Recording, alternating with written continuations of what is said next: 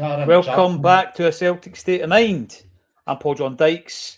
That is Lawrence Connolly, and the man down the bottom is Liam Carrigan. As you might have heard, we are up to our eyes in Champions League action, debate, discussion, and I don't know about you lads, but I'm buzzing for tonight. I really am. I'm not going in with that kind of anxiety that maybe you had going into Dortmund. I know that we went into there with a bit of a bounce domestically, but you always knew that something bad could happen. But I'm going in there feeling great tonight, Lawrence. How are you feeling? It's been a long time coming, a game of this magnitude that could take us to the last 16 and replicate the heady days we had under Gordon Strachan. You know, 2 last 16s in a row. So, yeah, Brendan's got a team playing well. You know, we're a team that scores goals. We're only one behind. So, yeah, the opportunity's there for us. We're playing well. Be interested to see who starts.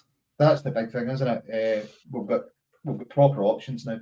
You know, Maeder's in form, but so is either what a goal at the weekend from him. So it's going to be interesting who starts. This is going to be the big topic of conversation today over the next hour or so. There are other Celtic topics, obviously, as there always is, every single day of the year. But we're going to be talking about how we're going to shape our team tonight, gentlemen, and it'll be our views, and hopefully those in the comment section can share those views for and against our suggestions. I've got an idea in my mind and why we should set up the way that I want us to set up. Brendan Rodgers yesterday, listened to his press conference, Liam. You try to read between the lines at times, don't you, with Brendan? And, he was relaxed. I think he was confident. I think also, we were going on about being a pragmatic manager when he came back. I reckon he's learning from mistakes that we've made in Europe this season. He spoke about the Dortmund game. He spoke about what you learn from that and what you can take from that, and how you've got to get to the stage basically where Champions League football and the standard and the speed is normalised, so you know what you're up against. And there was a confidence. It was quiet. He was quietly confident, and quite rightly so. I think he's earned that, Liam. Yep, absolutely. The more I think about tonight's game, the more I start to get positive vibes about it. I think that history shows Celtic are at our best when we are completely written off. And we don't need to write ourselves off because, as usual, our own media have done that for us. Scottish mainstream media, I mean. No one is giving Celtic a hope. Just like nobody gave us a hope when we played Barcelona. Nobody gave us a hope when we played Cologne back in '93. I'm old enough to remember that. That was a cracking night. Aye. Nobody gave us a hope when we got all the way to Seville. So I think we do our best when we are written off, and I'm quite happy to be written off going into tonight's game, and I'll just sit back and see what happens. I don't mind. I honestly don't mind being underdog. I think there's a pressure. This was actually brought up yesterday. There's a pressure obviously on Bayern Munich now, isn't there? I mean, there's no such thing as a free hit when Celtic are concerned. Even when you're playing a game that is, I remember the phrase "dead rubber" getting used last season, Lawrence, for the Feyenoord game that we went out and won. Well, it's not a dead rubber because you get the monkey off your back. You get that win in the Champions League. Every single game at this level means something, and we go into that, like you say, just a goal down. Now, I'm looking back at the performance from Wednesday and the fact that, yes, we were able to break down that Bayern Munich team, first minute of the game, give them a bit of a shock. The energy through the stadium at that point was unbelievable, incredible. We've all felt it as Celtic supporters in the past. Yes, the goal was chopped off, but that gives you the belief, Lawrence, that kind of thing can be done. We can replicate that type of start. And I think a lot of people, as simple and as basic as it sounds in the comments, are saying that, just go and try and open them up, carve them up in the first minute or so. We've also shown the other side of our game, particularly against Atalanta, where you need to shut up shop and be really, really rigid and really mature and structure your defensive play. And we've shown that we can do both of these things in this campaign, Lawrence. Well, Bayern's the home team. And I think that being one goal a lot makes them slight favourites.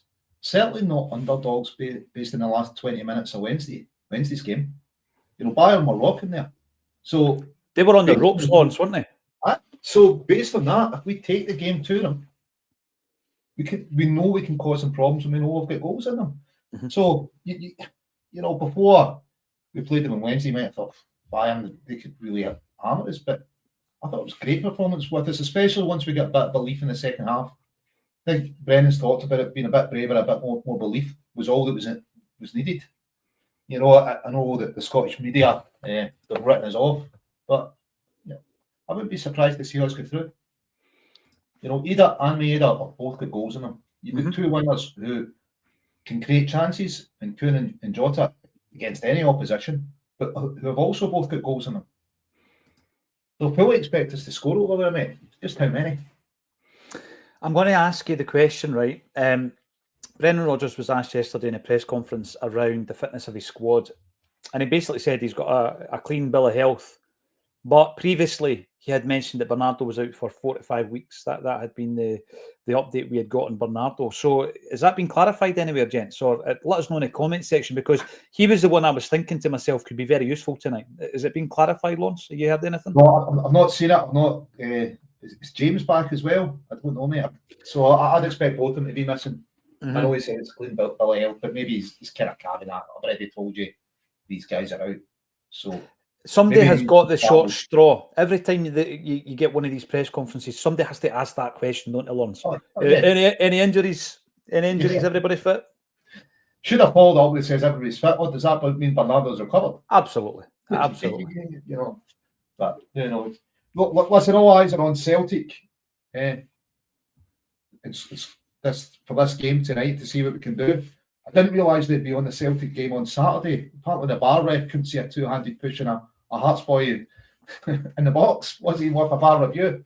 Lawrence, but, you know, by the way, I mean, ridiculous. It is, and you know, there's some big kind of talking points that I think what we'll do, right, is we'll actually park that. I think that's worth discussing, as is the canonisation of Tommy Burns, as is, you know, the comments made by Eyal Berkovic. There's some big talking points that I think we will come back to, right? Probably later on this week, once the dust is settled on what happens in Munich tonight. But no, I was just, when I got home earlier on this morning, Big Jambo lives in my street, and that was a discussion point, Lawrence, right? And basically, you know, it was all around, this isn't an anti-Celtic thing, it's a pro-Rangers thing. And we both agreed. We both agreed that that's what it was. Who would have thought?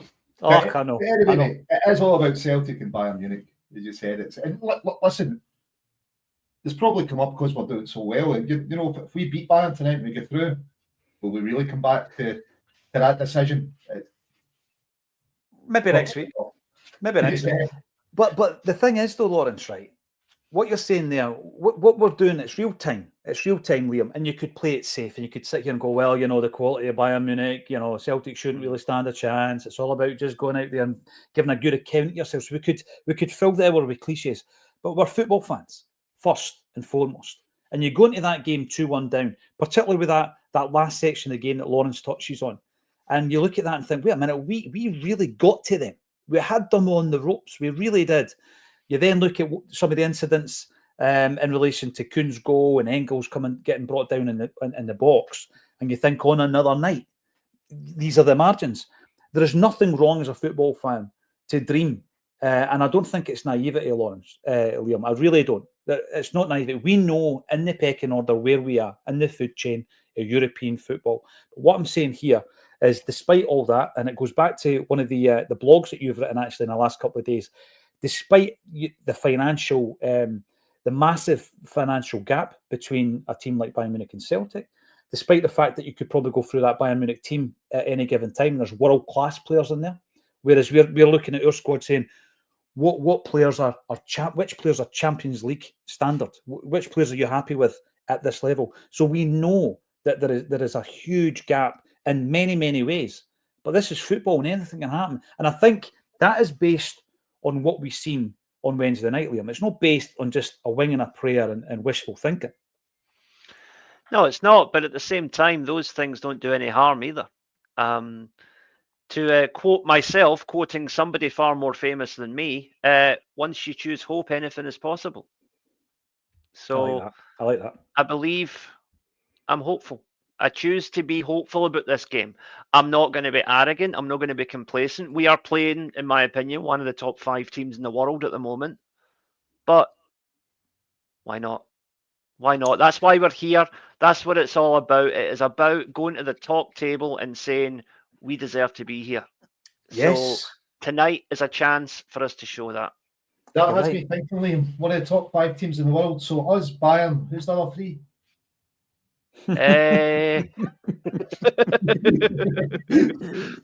Queen's Park, maybe? I don't know. they definitely spiked just last week, and incidentally, Callum Davidson, right, was at the Celtic Bayern Munich game last week, because my suggestion was get him on the park. It would have been the biggest roar of the night. It would have been the biggest roar of the night. Get him to do the halftime draw, whatever it takes. Listen, let us know your thoughts in the comment section. Lawrence, Liam, and myself, we're going to be running through who we think should line up as a starting 11 tonight in Munich. It's massive. We're not underestimating just how good Bayern Munich can be. But you look at things like star players maybe being injured. You look at the fact that perhaps they're not in a great run of form. Phenomenal display of support from the travelling fans last week.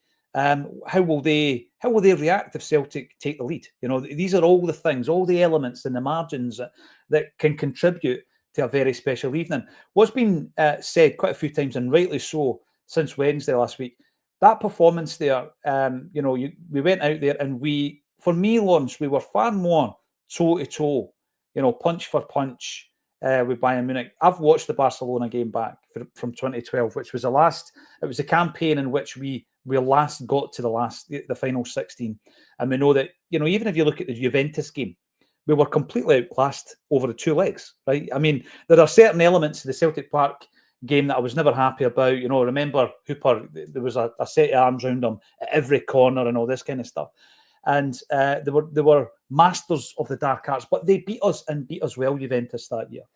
But when we defeated Barcelona, we all know it was a proper backs to the wall performance. You needed to be lethal with your set pieces. We needed our goalkeeper to have the game of his life, and he did. But that wasn't the case last week. We went toe-to-toe with a team that Liam regards as one of the top 5 in the world at the moment. And we went toe-to-toe with them. And that should really energise the squad. I think it's energised the manager going by his press conference. He was quietly confident yesterday. I think if the manager just shows them that kind of last 20 minutes of last week, I think that's when the team actually got some belief and thought, actually, we deserve to be on this part with him. They're not that good. And, we started to play our football, started a wee bit more attacking, a bit more aggressive.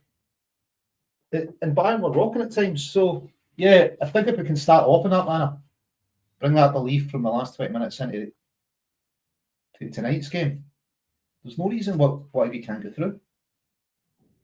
No, you're right. You're right. I mean, JJI comes in and says, we'll be the Queen's Park tonight. Let's dare to dream. Now, I actually get what JJ means here, because no one gives a team like Queen's Park any kind of hope going to Ibrox. And we know what happened, because what it takes is a discipline. There's that belief. It also takes an element of the other side not being at their best. We know what they're capable of, Liam. Were they at their best last week? Probably not. They probably weren't at their best last week. We even get the bar dodging penalty. But we created that. Which one are you talking about? You talk about our one or the one at Ibrox? Right. Queen's Park had to overcome that. They did. And they tried their hardest to get it retaken as well, by the way.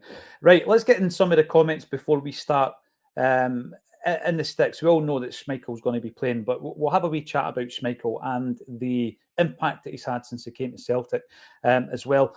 Smell the Glove comes in. I love that image of McCluskey there in the 1980 Scottish Cup final. He's airborne, celebrating the winning goal. It's beautiful. I love airborne pictures. There's a great one of Bobby Murdoch after he scores against Leeds United with a one arm up.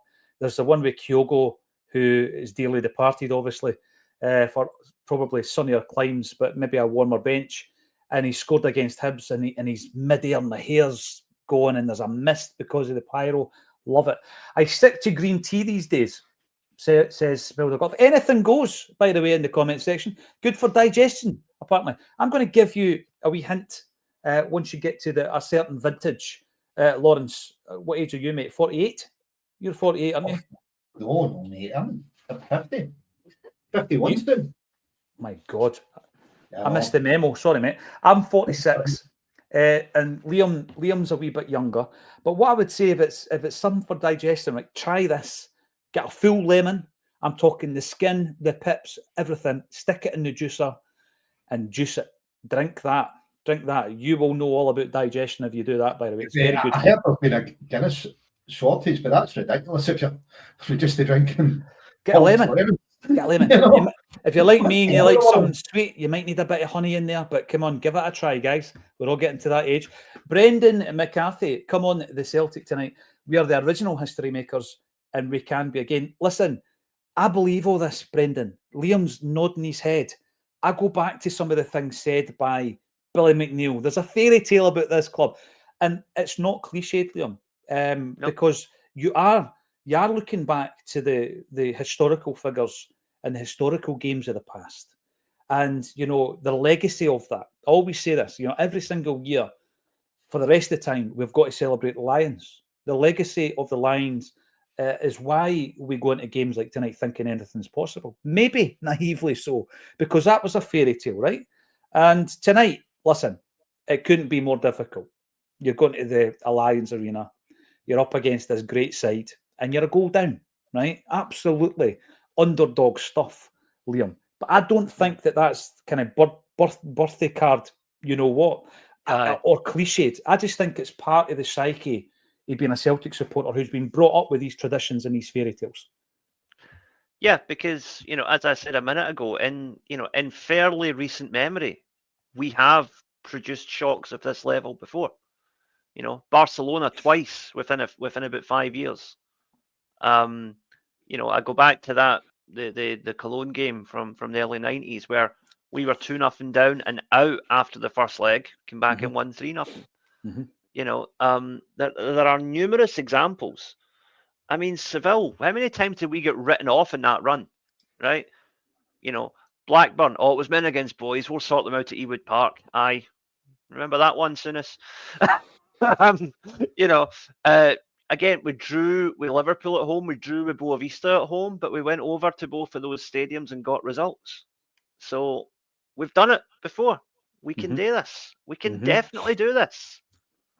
Without a doubt, Liam. You mentioned twice now that Cologne game. I'll never forget it because it was in the early 90s and it was at that time where not everybody had Sky. This is the thing. We've spoken about generations, right? Not everybody had Sky in the early 90s. And then obviously the English football was financed by Sky. Loads of people got in on the game.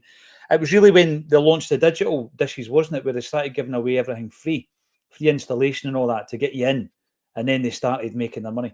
But in the early 90s, I always remember there was a channel. Don't ask me why I was tuning into this channel. There was a channel called RTL on Sky. Oh, I remember that.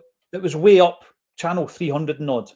And I think it was famed for other types of broadcasting. But on this particular day, why are you smiling, Lawrence? You used to watch it, didn't you? Oh, on this, all right. So, away or home? Were you at the home game? You were at the home game. Yeah. When we played them away and they beat us well 2-0, it was live on German TV. It was live on RTL and you could tune it in and it was obviously the German commentary and all the rest of it. So that game is probably sitting on YouTube. But you watched it and they absolutely, they blitzed us. They blitzed us away from home and we brought them home. It was the first time we had ever overturned a 2-0 deficit in Europe, Liam. Great night. I'm going to say it was McStay, Collins and Craney that scored the goals, I think, at Celtic Bar. Yes. Collins was unbelievable. He was great that night. That night. You know, he was phenomenal. Ball's running out for a corner, then he manages to win it before you know we're up the other end of the park. You know, scoring. I thought Collins was immense that night. Can I ask on Facebook why Eddie Barr is angry? Why are you angry, Eddie? We're getting thumbs up for John Docherty, but you're angry. Let us know why you're angry, mate. Let us know in the comment section. What is angering you today?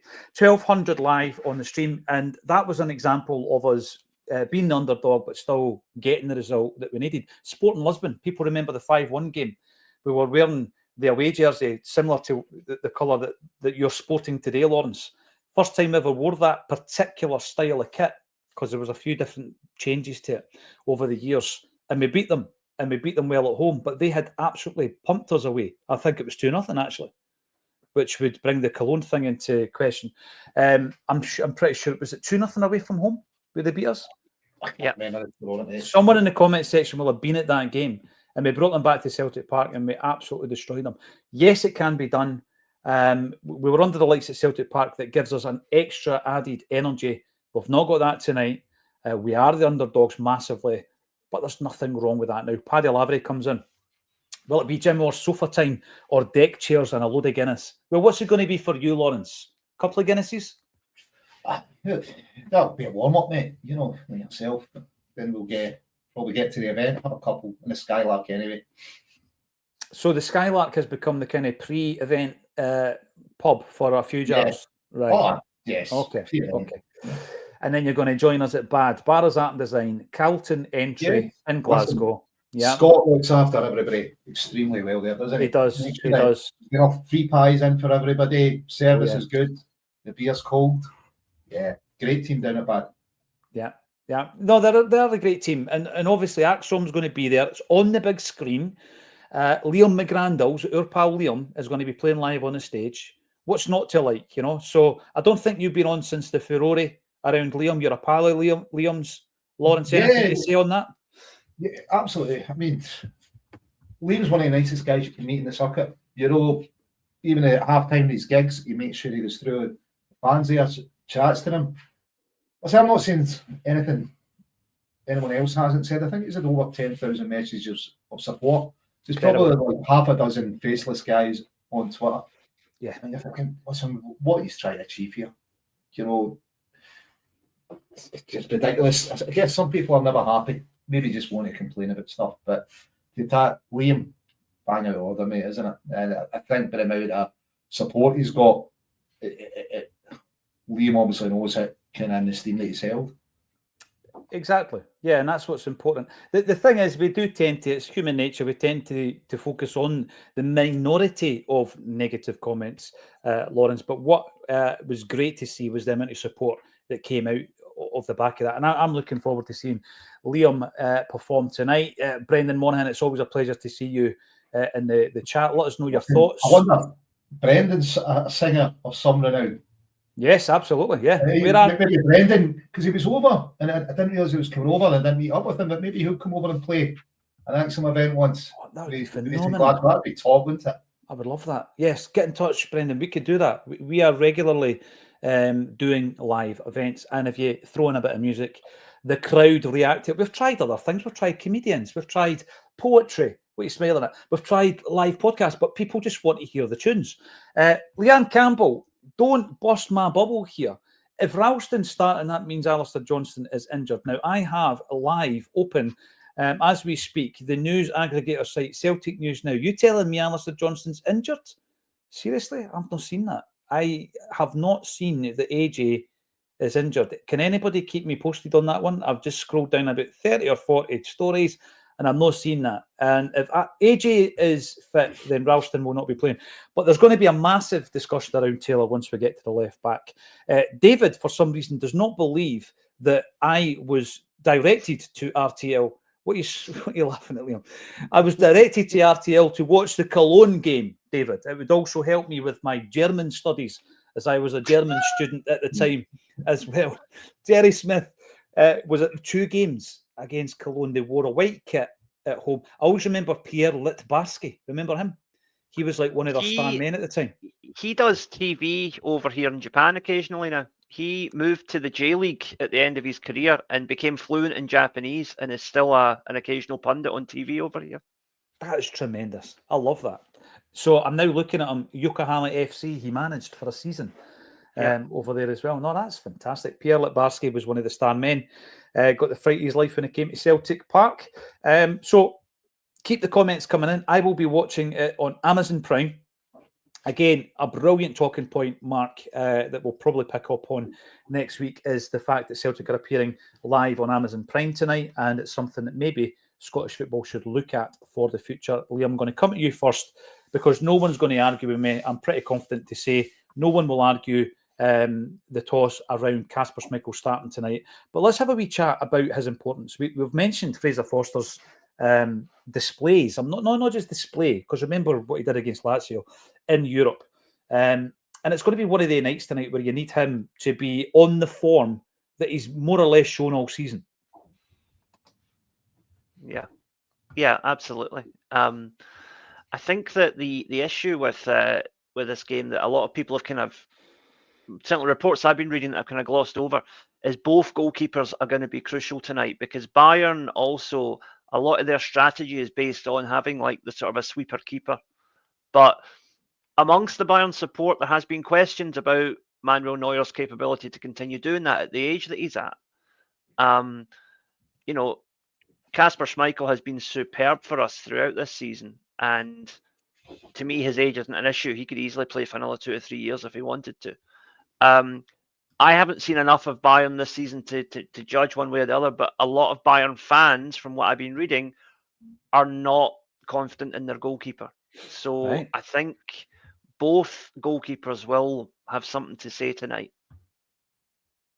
I think so. And with regards to Kasper Schmeichel, I think it's also it's important to note who he replaced and the void that was left when Joe Hart left. You know, when he left the building, Lawrence, and we're thinking, wow, you know, a 3 years laden with success, and he was such a leader, and a huge void was left when he departed the club. Schmeichel has seamlessly come in. He's an upgrade. There you go. I've said it. Joe Hart was tremendous for Celtic. Kasper Schmeichel's been an upgrade.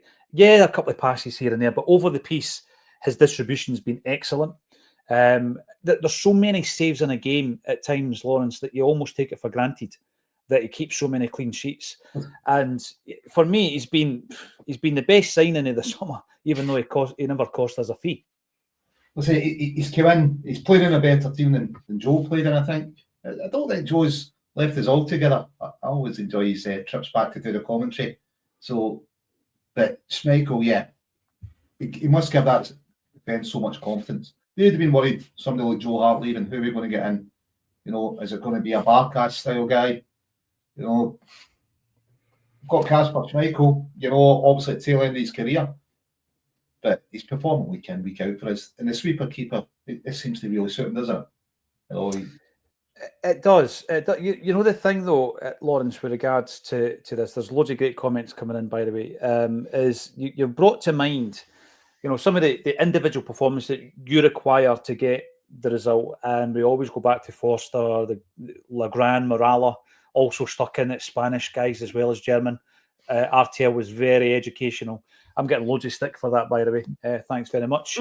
Let the headlines tomorrow read "Miracle in Munich." Big shout out to our old pal Tony Haggerty, who probably asked the best question or questions of the press conference yesterday, and he was talking about that. He was talking about making the headline. You know, we were talking about a generational result, Liam, when we beat Leipzig. But what that has done is it's contributed to a situation where we've been able to progress to the playoff. And, you know, if Celtic were to get a result, a positive result tonight, where does it rank for you?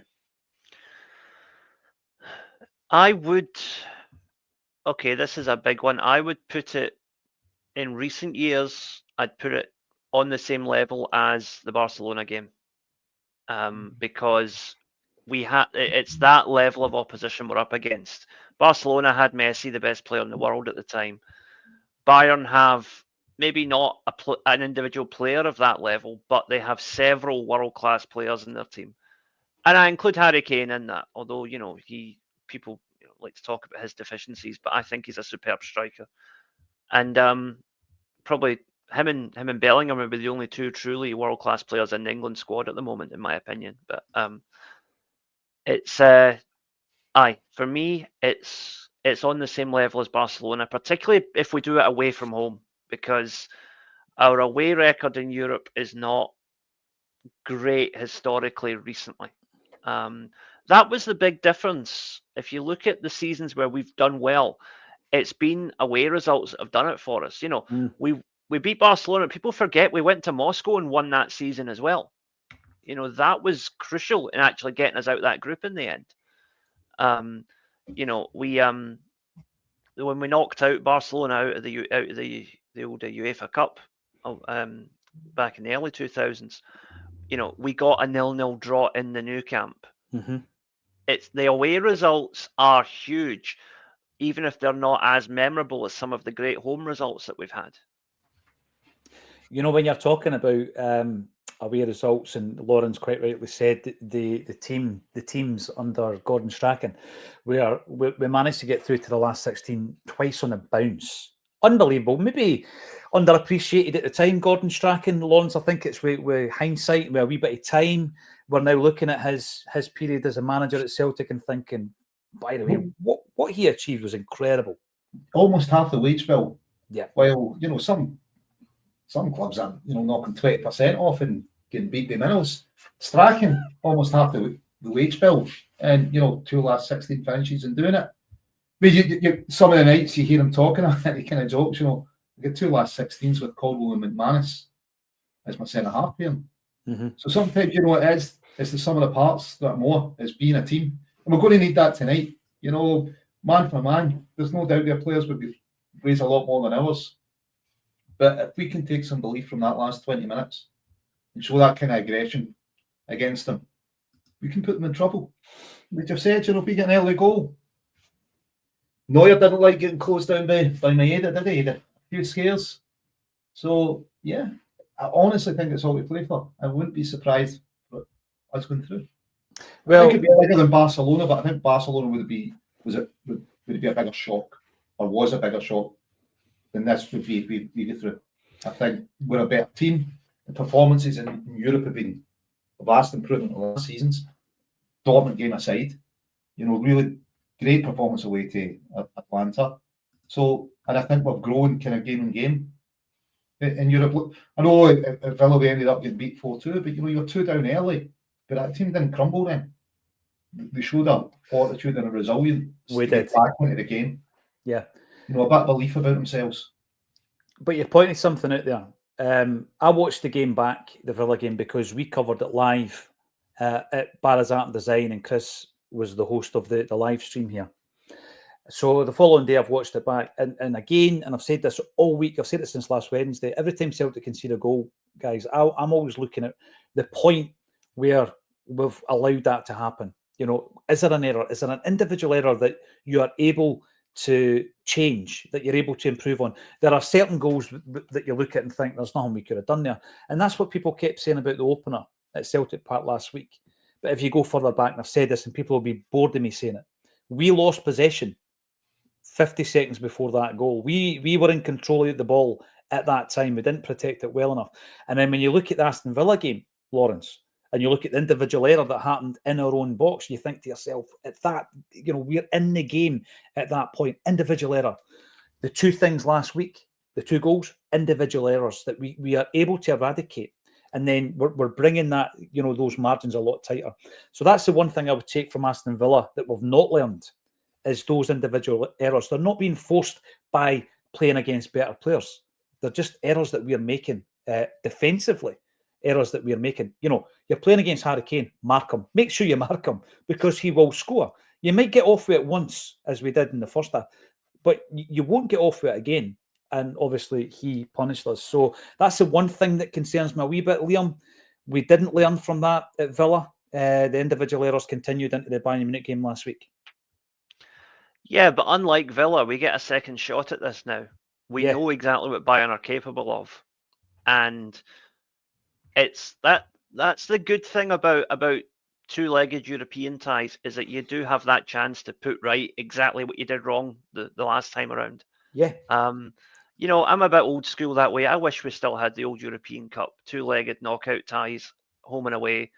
I think that would, you know, that was where teams like Celtic had a genuine chance of winning it, because you only had to beat 1 or 2 of these really big teams to get to like the semi-finals. Whereas now, you know, we could have theoretically beaten 4 or 5 really good teams already, but we would still get knocked out in the next stage. You know, that's the, you know, that's the unfortunate nature of this current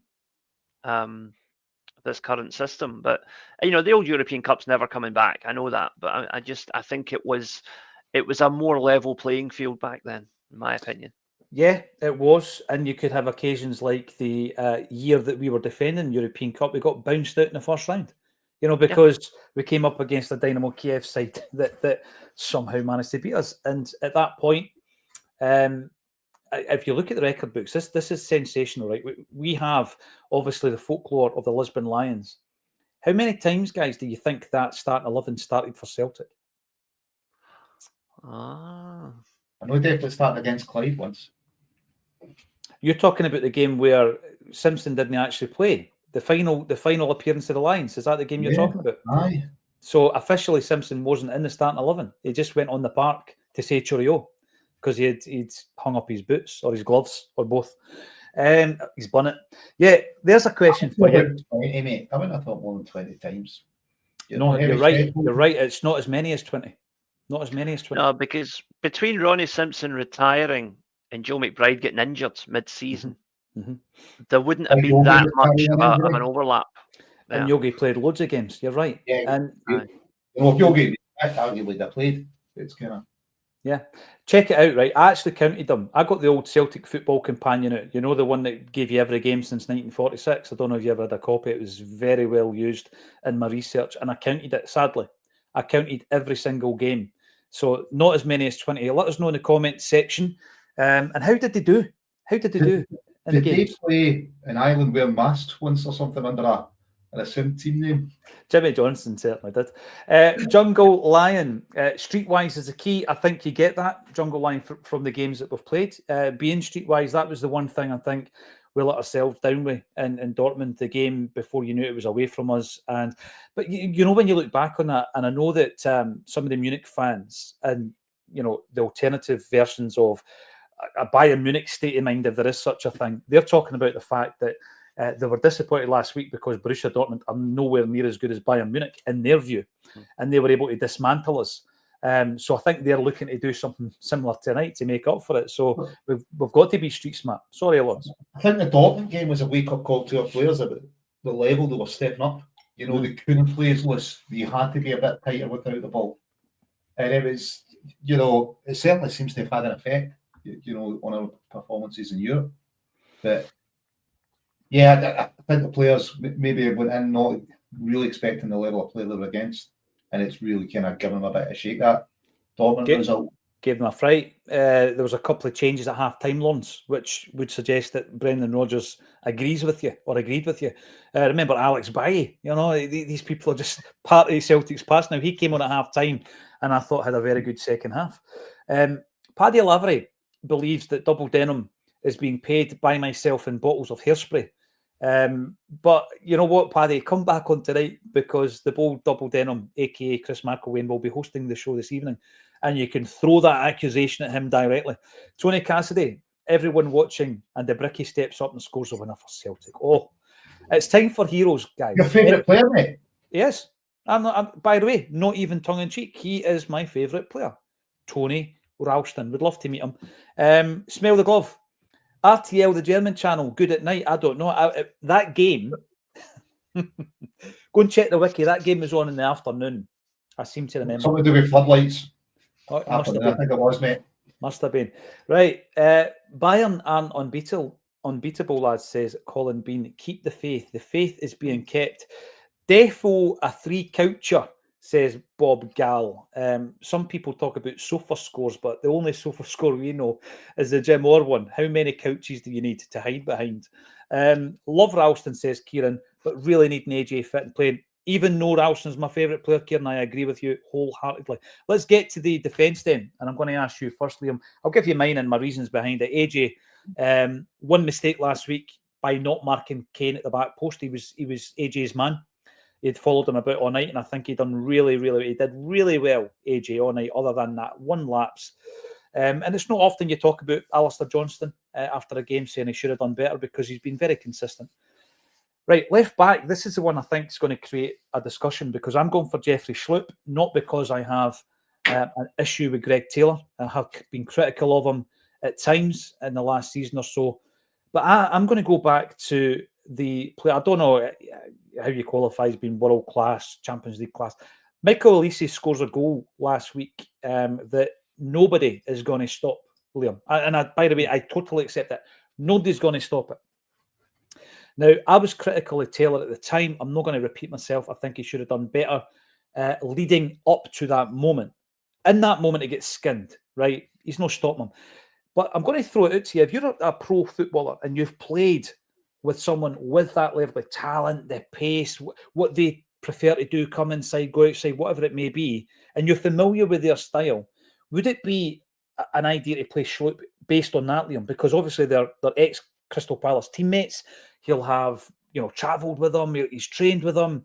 And not against Greg Taylor as such. Nothing to do with the fact I was impressed with Schlupp against Dundee United. Just because there's that familiarity. You've almost got a spy in the camp there, haven't you? I mean, personally, I would go with Schlupp as well, but I would, just to throw the counter argument up there for the sake of debate, that's a double-edged sword, because Elise is going to know what Schlupp's all about as well. Absolutely. So would he rather come up against a defender that he's familiar with? Yeah. That's the other question. But yeah, I've been impressed with what I've seen of Schlupp so far, so he would get the nod for me. So it's AJ on one side, it's Schlupp on the other, and it's Trusty and CCV in the middle. That's, to me, that those two pick themselves. So yeah. I'm going to ask you about Trusty then before I jump over to Lawrence, Liam, right? There was that moment against Dundee in the 3-each game where obviously Brendan Rodgers made his feelings known. He was caught on camera describing what he thought of that particular moment. See, since then, though, I think Trusty has been superb. I thought he was brilliant last Wednesday. And again, watched the game back on the Thursday morning just to analyse it a wee bit more, the way that I try to analyse a game, which isn't a data-driven thing, it's more just observational. And Dundee United again, I just think he's growing into the position to the point where last Wednesday I thought he had a better game than Carter Vickers. Aye, I would say so. And now, again, somebody could have crumbled. If you've been criticised like that live on the telly, Lawrence, by your gaffer, who's obviously in the moment, and there's the emotional element of that, people could have crumbled. Trusty hasn't. I think it's galvanised them. I think he's played better. Listen, Celtic defenders in Scotland, never mind the Celtic manager, the raw deal they get from the press and the intense scrutiny they get on any mistake, it takes someone with real mental strength to come through that and be able to play in the Celtic defence. Probably your favourite player's winning that, the amount of abuse Tony Ralston got from the Scottish press, but he's been able to prove himself. He's not a starter, but he's a great option for us in the squad. He's homegrown.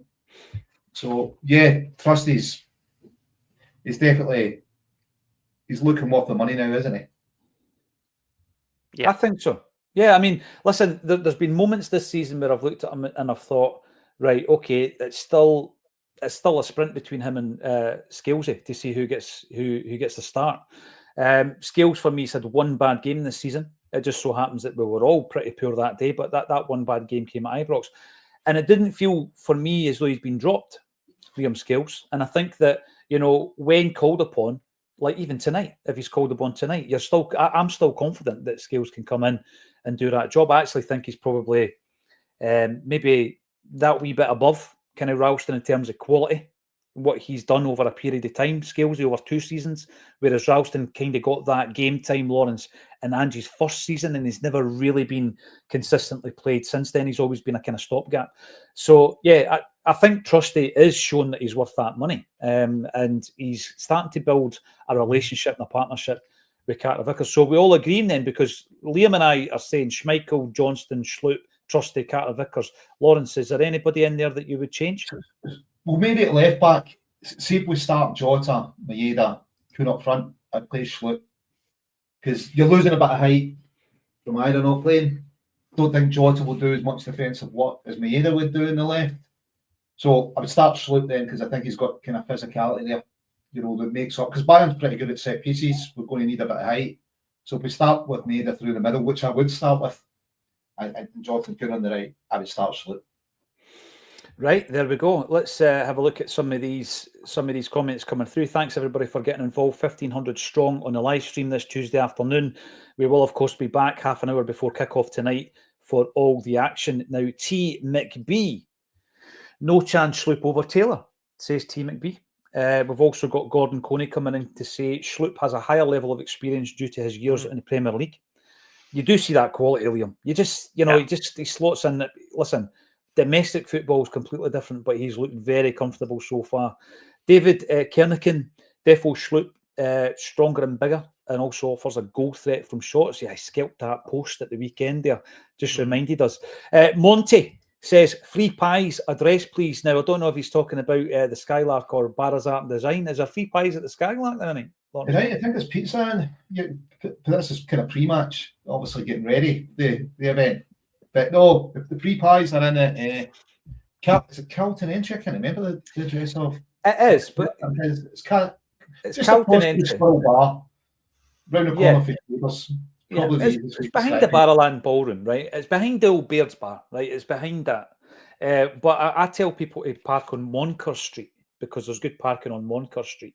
Just watch your feet. The Urban Culture says Skylark is the venue for Acsom Inner Circle meetings. Why have I not been invited to one of these, Lawrence? Yeah, I'm sure you have. You've just not turned up. Listen, you're due to come and pick this up. I know. The Urban Culture doing that. So yeah, you've got to. You could bring that along tonight. Could do, mate, but I don't think it'd fit in my pocket. We could. I won't be driving. How far are you? Let's get this organised. We could probably do this by text. How far are you from Bad? Could I pick it up? That could work tonight for the fundraiser. About 3 miles. All right, I could maybe come and pick you up, and I'll pick that up as well. There you go. We'll get a good photograph of that, and we'll use it as part of our fundraiser. Jota on the wing, says George Nicholson, who agrees with Lawrence. We will come to the front three. It's good to have the options. And William Milligan, thanks for joining us on X. Hail from the Philippines. Let's become legends. Aye, let's become legends. Is it tickets, says David, for Bad tonight? It's free, absolutely free. You can to guarantee a seat, you can book it online. You can book it on Bad's website. You can book it online. The Shamrock was along with young Finn, who's only 17, so over 16s accompanied with an adult. Enjoy watching Celtic pull off a famous victory. So yeah. And what they do, if you've never been to Bad, right, you go in. It's a big kind of cavernous space, really cool space. But they're serving food, so you can turn up at 4:30 and get a bite to eat. Buy pub food if you like. I had lasagna pizza last time, first time ever. Wow, have a couple of pints, and then our friend Liam McGandles will go on probably about 7 o'clock. He'll come off the stage at 7:45. 8 o'clock kickoff tonight, isn't it, guys? And then there'll be a wee powwow from Acsom before we get started. We generally run a raffle as well, where funds obviously go to our charitable fundraising endeavours, which can be found more information underneath the video here. So yeah, I think what we'll do is I'll spin round once everything's set up, Lawrence, and we'll just sort out our personal lives while we're on the Acsom bulletin here. Absolutely. Is Bad not an outdoor bar, or is that the other building beside it? There's an outdoor bar as well, so you can go out and sit out there, and sometimes there's a barbecue and all that. It's a beautiful venue. Nothing on Celtic news now about AJ being injured. Leanne Campbell, get yourself back on the chat. What was all this chat about AJ not starting tonight? Sean, Greg Taylor's going to put in a big performance tonight. Super underrated. He is the point of discussion that creates so much discourse. There's so many people on his back. There's so many people saying, look, this is why I'd play Schlupp. Nothing to do with Taylor. It's nothing against him. Let us know in the comments who you would play, and let's move into the midfield. Liam, give me your midfield three and why. Right. Well, Callum McGregor, obviously. I would go with Engels and Hatate. I hesitated there because I think McCowan has been excellent when he's played, and Hatate kind of has blown a bit hot and cold here and there. But I think on a night when you need every player to be at their best, and when he's at his best, Hatate is a better player. So that's my justification. Engels has got a score to settle and a point to prove, because a lot of people were kind of saying he didn't show up when we played Dortmund. So I think he's going to be out on a mission tonight to show that he can still cut it with German teams. So. Well, absolutely, yeah. And I think that there's still probably some not as many people within the Celtic fan base who are doubting that transfer fee. I've made my feelings clear about a guy that was signed at the age of 20, so obviously now 21, making his first appearance in the Champions League, breaking into the Belgian national team, not just playing and being there when it comes to Celtic in the Champions League, but making an impact. And I think he's going to be massive for us tonight. I really looked at that game against Dortmund. I think he and Kuhn were poor, and it would have really, been a kind of personal thing for both players. Going back to a league that, in Kuhn's case, he's been at clubs that it's not worked out for him, and he wants to be a German international. And in Engels' case, he played at that stadium. That's a kind of level that he had performed well at in the Bundesliga. So points to prove, and I like it because when you've got a wee bit of that, a wee bit of needle, then maybe you come out fighting and you can put in a good performance. Loads of great comments coming in. Keep them coming. Joe Hamilton, always a pleasure to see you on the YouTube. Afternoon troops. We have already proven we belong in the Champions League. Tonight, we can leave our mark in Munich. Come on, you boys in green.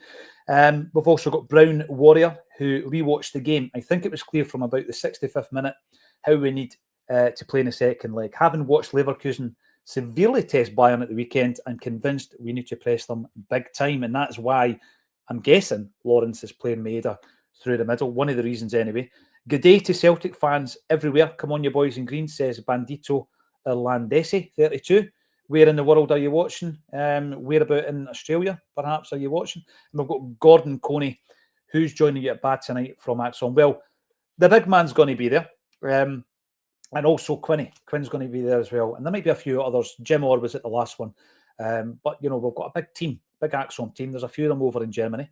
Scotch pies, macaroon pies, or doner pies. Lawrence, obviously, I'm on the lemon juice, so I didn't have a pie. What kind of pies was it? I don't know if that's all of them for the selection, or it would be great if it was, but Scotch pies last time I had, because I'd already had lasagna pizza. So I think you might have steak and gravy, mate. I need to double check. Pretty sure there was some steak and gravy kicking about, but I think the majority were just the traditional Scotch pies. But I'm sure, as more numbers turn up, I'm pretty sure Scott will get a range of pies in. Yeah, absolutely. And my own personal request will be bean and toddy pie. If you've not tried it, go for it. Andy Lee, get yourself into the Traders Boozer for a pint, cheapest in the town. Aye, why not? And 1,000 strong, says JGI. We're now up at 1,500 all across the platforms, JJ. And only 16 likes. Get it sorted. Why do we ask you to like the video? It helps us out with the algorithm, of course. There's links underneath this video if you want to come along to a Celtic event, an Acsom event with Johan Mialbe next Thursday. That'll be another cracker. He's always good, as Big Johan. And of course, we now have the very active Acsom blog, link underneath the video. Liam, what's been happening on the blog this week?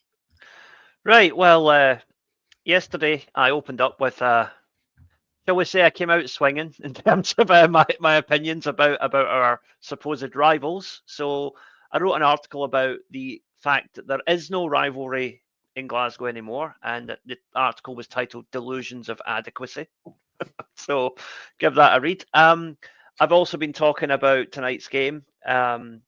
So I believe that the most important thing is that we go there with hope, and I believe, and I wrote an article to that effect.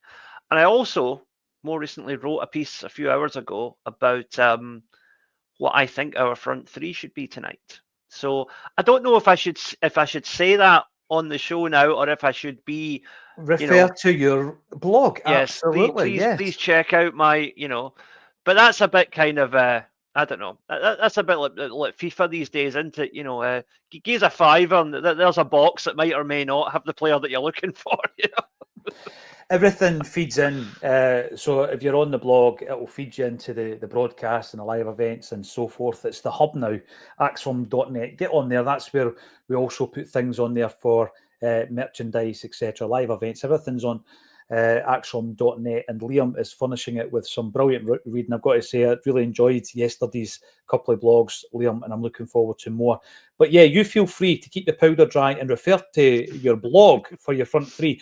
I'm going to agree with you in the midfield. I do think that, that there's going to be a moment when Luke McCowan starts a game in the Champions League for Celtic. I don't think that moment's tonight.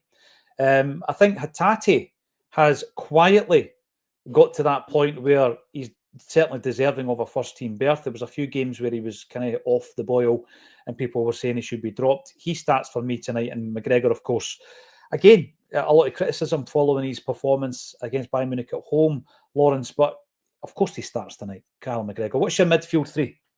Well, I'm the exact same as you. Listen, I think Hatati's earned it now. I think with Maeda and Ida up front, whoever's leading the lineup, those two suits Hatati better. Now he's playing a bit further forward than Kyogo was suiting him. I think Kyogo used to have a tendency to drop back a bit and take up space that maybe Hatati was looking for. So I don't think it's any coincidence that Hatati's rediscovered his form. Now he's got players that kind of stretch the game a wee bit more and press a bit more. So yeah, I would start with the same three in midfield. You know, Callum and Engels never in doubt. You know, they've got to start. And I just don't think Luke's quite ready for it. And Hatati's been on. You know, you can see his form coming back. And we'll need a bit of magic. And he does have a bit of magic. Yeah. Listen, see the Engels thing. I think if you look at Matt O'Reilly's first Champions League campaign and then how he grew into his second campaign, we're watching a player in Engels who next season you're thinking, wow, this is him just kind of breaking his duck in the Champions League, and next season he'll progress and he'll be more of a pivotal figure. I also think physically he's going to develop massively in the next 12 months, come 2 years as well, and we're going to see the performance improving on the park. Tony Cassidy, you've been pretty prolific in the comment section, and you say alive at half time. That's all you're asking for. Absolutely. Monty gives us his starting 11. It's Michael Johnson, CCV, Trusty and Schloop. I agree with all of that. McGregor, Hatati and Engels, I agree with that too. And this is the bit, Maeda, Ida, Kuhn. Right, if you want to know what Liam's going to be playing tonight, refer to his blog. The link is underneath the video. I will just say Monty has cracked it. He's got my starting lineup there. So well done, mate. Okay, the reason I'm going to go with this as well, now I understand Lawrence's point, where Maeda is the pressing machine. He's the pressing machine, Lawrence, absolutely.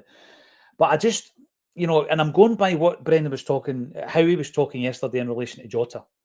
He could play tonight. He could start tonight. But I don't think of those three he should. I think he should be on the bench. I think he's going to have a massive impact when he does come on. But that's the front three that I'm going to start with. I think Maeda and Kuhn defensively are going to have to work tirelessly this evening. And I think Ida showed, in terms of pressing machine, he's nowhere near Maeda. But he did a job in Bergamo against Atalanta that sometimes goes under the radar. I think he did it really, really well, Lawrence. And that's the kind of job he might have to do tonight. Maybe, mate. But for me, I would be starting Jota, Maeda and Kuhn and hit them from the off. Try and start. That's for first 20, 25 minutes. In this game, look, we finished the last. Yeah. Put them under real pressure. We won behind. We want to get a goal first half. Make them feel a bit of pressure. Listen, again, Ada's in form, so's Maeda. It's a good choice to have. Listen, you could even put Maeda through the middle and have Ida on the left for a bit. Mix it up a bit. I think he's good cutting in from the left. Look at his goal the weekend, but from the left-hand side of the box. But for me, I would start Jota.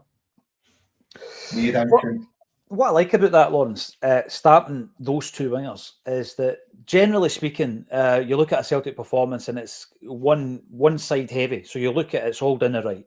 All the work's coming from Johnson, Engels and Kuhn. That's happened a lot this season. Not so much on the left-hand side. But imagine both those wingers hitting like top gear tonight, and both of them being, blistering this evening. That for me, that could win you the game. Yeah, they've both got goals and assists in. So I think that's our top front three if everybody's up to speed. And I think you won't know unless you've been trained, but Jota certainly looked up to speed in the games we've seen him in. Yeah. And you're not asking him to play a full night, you're probably asking him to play 60 before the change is made. Absolutely, yeah. And then you give them something different to contend with by bringing Ida on. Martin Jock Johnston, big shout out to the Coventry Emerald CSC. The boys are drinking the 4 Ps. Listen, anywhere in the world you mention a CSC and Lawrence will recommend a bar. I don't know what that says, Lawrence. You're well travelled. Mate, what that says. 4 Provinces, great bar in Coventry. Bus leaves from there. I'll not tell you what happened when you told me to meet you in a pub in London. I'm still looking for it. Andy Lee, That's the future of our club, for our club rather. Amazon or Netflix channels show the games. SPFL contract is horse. Andy, I tend to agree with you on that one, and it's something we'll probably return to in the coming weeks. MJ Brennan, rate the different pies into a hierarchy. There we go. Now, bear in mind, Lawrence was an official pie taster or eater for Celtic, and he's got the jersey to prove it. And Robert I don't know if there's gravy on it. Robert Highlands, Yang to score last-minute winner tonight. Imagine that. Wow. Youngsters paradise. Listen, guys, I just need a wee prediction. I'm going to start with you, Liam. Give me a prediction for tonight. We're going to win 3-1. I love it. I love the positivity. Amazing. And I'll go further. Kasper Schmeichel is going to save a penalty, and Dyson's going to score that third goal in the last minute. Oh, can you imagine? Lawrence? Yeah, it's 2-0 for me. Goal in each half. I think me either getting both of them. I love the positivity. I'm going to say Celtic will score, and Celtic will score first, and we'll hold on to that lead. And it'll go all the way through to penalties, and it'll be a late show tonight. So that's what I'm going to say, and it'll be a tremendous evening. Win, lose or draw, we'll be back tomorrow at 12:30 to talk about it once the dust has settled. But we will be on tonight. Chris McElwain will be running the show this evening, 30 minutes before kickoff. Join him tonight. And all that's left for me to say thank you to the 1,500 plus. I'm still not sure why Eddie Barr was angry on Facebook. Let us know in the comments section, Eddie. All that's left for me to say, give us a big thumbs up, subscribe to the channel. We're hurtling towards 32,000 subs. And also, if you want to come and see us live with a big man, Big Dolph, then the link for Johan Mjalby at Gracie's next week is underneath this video. Thanks everybody for joining me, and thank you to Lawrence Conley and Liam Carrigan for joining me on A Celtic State of Mind.